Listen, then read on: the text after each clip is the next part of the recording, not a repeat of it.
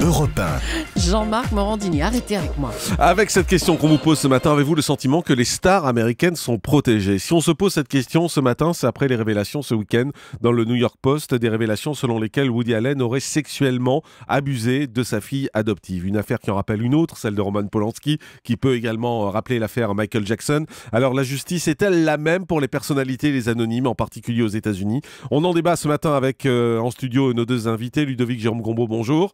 Directeur de la rédaction de Star Club et de Fan 2, et François-Olivier Delorgue, bonjour. Journaliste à MCM et des 8 dans Est-ce que ça marche? On va commencer peut-être par rappeler cette affaire Woody Allen qui est quand même plutôt surprenante puisqu'elle est revenue à la une de l'actualité et à cause du New York Times.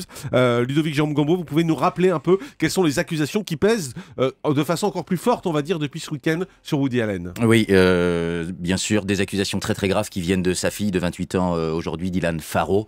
Au moment de la séparation de Mia Farrow et de Woody Allen, Mia Farrow a révélé des agressions sexuelles qui se seraient déroulées entre Dylan, fille adoptive du couple, et donc le père Woody. À cette époque, une enquête n'a débouché sur aucune accusation directe, puisque pas de preuves crédibles selon la justice, les enquêteurs, des allégations de confusion entre imaginaire et réalité, apparemment aussi des manipulations supposées de la part de Mia Farrow. Et aujourd'hui, plus de 20 ans après, Dylan Farrow réintervient en public pour annoncer avec détail à l'appui qu'elle a été victime d'agressions sexuelles de la part de son père adoptif, Woody Allen. Elle explique que si elle réagit aujourd'hui, c'est parce qu'elle a vu beaucoup d'hommages qui ont été rendus ces derniers temps à son père, et elle trouve ça c'est trop pour elle. Odieux. Voilà, elle trouve que c'est trop pour elle. Il faut rappeler que Woody Allen aujourd'hui est en couple avec une des filles adoptives. Hein. Oui, tout à c'est bien fait. Ça, Ludovic. Tout à fait, tout à fait. Enfin, elle vit juste. Enfin, il vit avec Sweeney Prevey qui avait 20 ans à l'époque. Donc, enfin, là se pose vraiment effectivement un gros problème parce que l'affaire a été jugée quand même, donc il a été quand même innocenté. Mais bon, c'est Woody Allen. Woody Allen véhicule dans l'esprit des gens quand même le cinéma américain. C'est une star internationale, aimée de tous. On aime ses films, Mais on ça veut aime dire quoi, son humour. François-Olivier Delorgue, ça veut dire que vraiment les stars américaines, on peut pas les toucher? Bah oui, bien sûr. Quand vous êtes une star, la vie est beaucoup plus facile. Vous avez de l'argent, vous avez accès aux communicants de crise, vous avez, dans l'imaginaire des gens, vous êtes Woody Allen, vous êtes quelqu'un de sympathique. On vous aime, on aime vos films, on ne peut pas imaginer que vous soyez capable de faire ce genre de choses. Donc bien évidemment, se pose un vrai problème d'appréciation de la personne. Donc là, il y a un vrai problème de conscience qui se pense, il y a une justice effectivement à deux vitesses dans la tête des gens. C'est la justice et c'est les gens, parce que moi j'ai été très surpris ce week-end de voir des tweets. Je regardais un peu les réactions à ce sujet-là, et ce week-end, des gens disaient « Mais foutez-lui la paix, c'est un grand réalisateur. » Bien sûr. C'est assez étonnant de voir qu'on met ça sur le même terrain, quoi. Enfin, un délit, parce que si c'est vrai, en tout cas, ce qu'elle dit, c'est un vrai délit, et le fait que ce soit un réalisateur. Ah mais ça c'est la vie, Jean-Marc, c'est-à-dire que vous vous faites une idée de quelque chose, mais la réalité est tout autre. Ludovic Jérôme Gombaud. Non mais si c'est la vie, excusez-moi, mais la vie est injuste. Moi je m'inscris en faux contre ça. Je ne suis absolument pas d'accord pour dire qu'une partie de l'opinion publique soutient ou cautionne. Bien évidemment, Twitter, Facebook sont des espaces d'expression et on peut y trouver des commentaires, on va pas dire bienveillants, mais en tout cas un petit peu plus justes. C'est pas du tout le cas. L'opinion publique condamne fermement. Bien sûr, mais on peut pas dire que les médias en aient fait beaucoup là-dessus. Alors on peut dire honnêtement, que les médias, quand on regarde les médias ce week-end, ça a été très très léger. Dans ces cas précis, il faut rappeler qu'il y a de nombreux cas comme ça.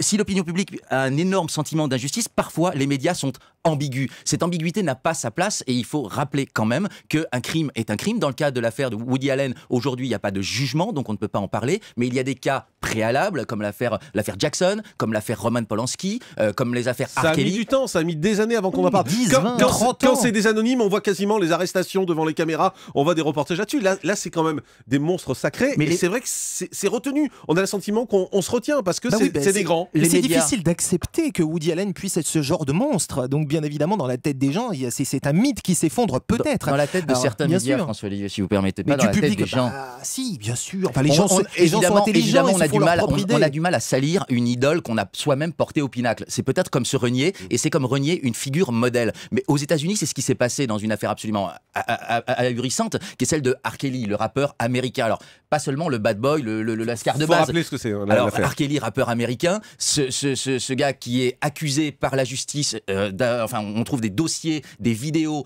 pédophiles, pornographiques, vraiment criminels chez lui.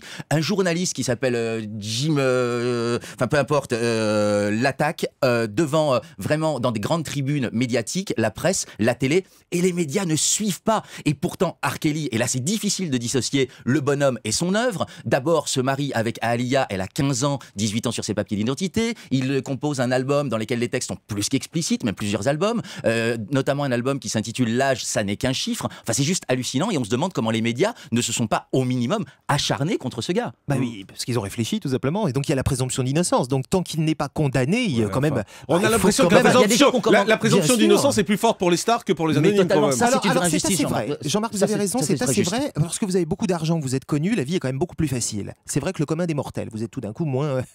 On ne souhaite pas que ce soit aussi facile pour eux dans leur tête, en tout cas, ni dans leur conscience. Il y a l'affaire Roman Polanski Bien aussi sûr. quand même, qui a été Bien sûr. un vrai exemple où ça a duré pendant des années. Lui était en fuite, pouvait pas rentrer aux États-Unis, et Oui. voilà, et ça passe quoi finalement. Bien sûr, ça passe. Vous avez remarqué comme ça passe Ouais. 10, 20, 30 ans plus tard, ça passe, oui. Donc il y a quand même, il y a l'idée qu'on se fait des choses, il y a la réalité, il y a les faits. Et ça, c'est important de le souligner quand même. Mais est-ce qu'il n'y a pas aussi le système américain, je pense à l'affaire Michael Jackson, Oui. qui a été accusé par des jeunes garçons. On ne sait pas si c'est vrai ou si c'est pas vrai, parce qu'il y en a C'est qui ont flou. fait marche arrière. Mais au moment où il y avait les accusations, Michael Jackson a payé et il n'y a pas eu de procès. Oui, mais bon, c'était terrible. Enfin, pour Michael Jackson, imaginez-vous, vous êtes accusé de quelque chose et puis après, il a été blanchi. Donc c'est quand même terrible dans la tête des gens. C'est comme Lilian Thuram et Karine Le Marchand. Lilian Thuram qui a été accusé de la part d'avoir violenté Karine Le Marchand, bah, il a été aux yeux de tous, tout d'un coup, le coupable, le cogneur de filles. C'est calomnié, il en restera toujours quelque chose. Beaumarchais. On ne sait pas ce qui s'est passé en même temps. Hein, Bah, là-dessus, bien sûr. l'affaire n'est pas réglée. C'est Mais même pas il le est même venu registre quand de même au faits grand divers. journal pour expliquer qu'il perdait des contrats publicitaires, qu'on l'invitait plus, que quand il croisait des regards des gens, il devenait quelqu'un de pas bien. Ça n'est pas le même registre de faits divers, si vous me Mais permettez. juste pour revenir sur Michael Jackson, quand aux États-Unis Ouais. on sait qu'on peut payer pour éviter Ouais. un procès, Ouais. Ludovic Jérôme Gombeau, est-ce qu'il n'y a pas quelque chose quand même qui fait que quand on est riche, ben voilà, on n'est pas jugé comme les autres? Oui, on peut penser qu'il y a un statut, une célébrité, une notoriété qui déclenche une sorte d'omerta ou de cooptation entre les puissants. Le plus grave peut-être serait qu'à l'origine de certains de ces crimes, de nombreux crimes de ce genre, ce soit les personnes elles-mêmes qui se sentent au-dessus de certaines lois par leur notoriété, parfois par leur âge, par leur influence, par des concours de circonstances. Et c'est peut-être ce qu'il y a de pire en fait. Il y a une affaire aussi qui est un peu moins connue en France parce qu'elle a touché la Grande-Bretagne, c'est Jimmy Savile qui Oui, était un bien sûr, animateur BBC, vedette bien sûr. en Le scandale de la Grande-Bretagne. BBC. Voilà, qui est décédé en 2011. On l'a accusé plusieurs mois après sa mort d'avoir été un prédateur sexuel dans les années 60-70, alors qu'il est mort Mais il n'y avait pas en Internet, Jean-Marc. 2011. Oui. 300, non mais rendez-vous compte, 300 plaintes déposées contre lui Bien sûr. et rien n'avait abouti parce que c'était un animateur vedette. Et là, on est aussi à peu près dans le même cas. Mais les mœurs ont changé. Il y a Twitter, il y a Facebook. Maintenant, vous torturez un chat, vous prenez 1 an de prison tout de suite. Tac. Donc voilà, ça a été ça, tant mieux. immédiat. Ah, encore heureux. Bah, bien sûr. Ouais. Donc, tout à fait. Donc les choses, les médias, ça va tellement vite. Mais ça veut dire aujourd'hui. que les stars se sentent un peu protégées quand même. C'est vraiment à une autre échelle. Mais un garçon comme Justin Bieber qui fait la une sans arrêt des médias, on parle Évidemment, de drogue, on parle d'alcool, on a l'impression qu'ils s'en foutent Il y a un quoi, complexe de finalement. supériorité. Tout simplement, Mais un bien complexe sûr de supériorité Bah oui. et d'impunité, certainement. Donc on se lâche, donc tout est permis. Ben non, tout n'est pas permis. La justice est la Ah même bah, ça vous avez raison. Mais pour les individus lambda qui, eux, sont, comme vous le disiez, beaucoup moins protégés. Aujourd'hui, quand un anonyme est accusé, l'identité est dévoilée tout de suite, les photos sont dévoilées, il n'y a aucune protection. Et pendant ce temps-là, il y a des élites qui demandent un petit peu de respect pour leur vie privée. Ben désolé, à partir du moment où il y a transgression, il y a justice. Point barre. Le grand direct des médias, Jean-Marc Morandini.